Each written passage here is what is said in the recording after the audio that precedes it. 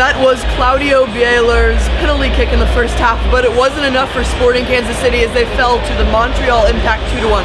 Ben, what were your initial thoughts on the game? My initial thoughts, this Montreal Impact team that came into the Sporting Park this time was a much of a team that came in when we beat them 2-0. This team looked extremely fluid, they looked extremely cohesive, they had excellent chemistry. This is the Montreal Impact team that has one more point than us, that has 3 games in hand against us. And now they have 4 more points against us. They lead the Eastern Conference, and for a good reason. This Montreal team is the team to beat in the MLS, along with FC Dallas. Yes, they looked extremely, like you said, cohesive. They had great chemistry, offense. They really made our defense look worse than it has in the season so far. Obviously, we were without Matt Beasler because he's with the U.S. men's national team along with Graham Zusi.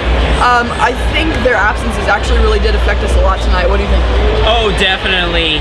When you're missing an international quality center back, that's definitely going to harm you. And when you look at some of these goals that happened, the second goal by Colin Warren that went in was off of a terrible clearance inside of the box. If that was Matt Beasler in that situation, you know what, maybe that's not a bad clearance. Maybe we're talking about a 1-1 draw instead of a 2-1 Impact win.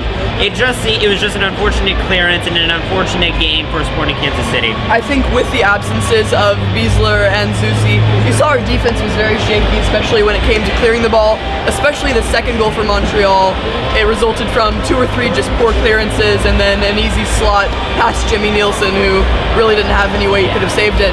And then on the offense, with Graham Zusi gone, it just kind of felt like we didn't have that dynamic second option.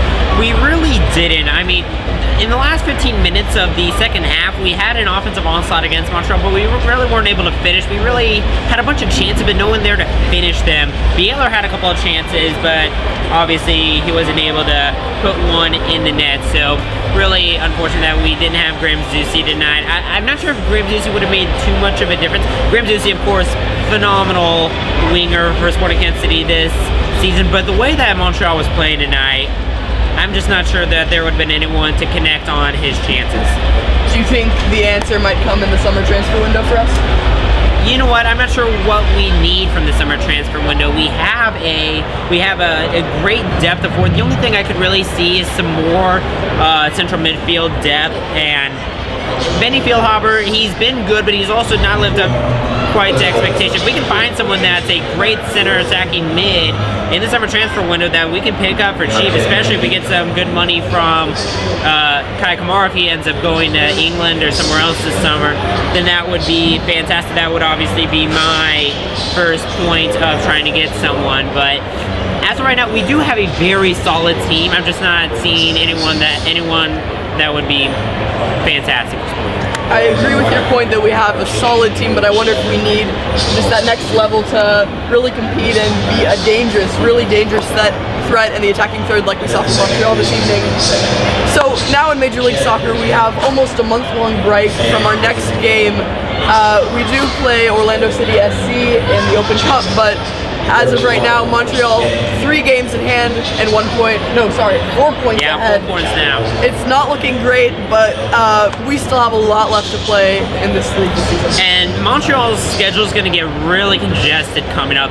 They just gained entrance into the CONCACAF Champions League with their win in the Voyageurs Cup this past Wednesday over Vancouver, plus all these games that they have to play because they have 3 games in hand against Sporting Kansas City. I could definitely see Montreal wearing down by the end of the season, maybe Sporting Kansas City or New York sneaking up behind them and winning the East, but the way Montreal looks tonight, they are definitely the team to beat in the East. Absolutely, and I think that's all we have for tonight, but thank you very much for watching. Signing off, I'm Isaac. I'm Ben. And this has been The Final Touch on the Distributor Network.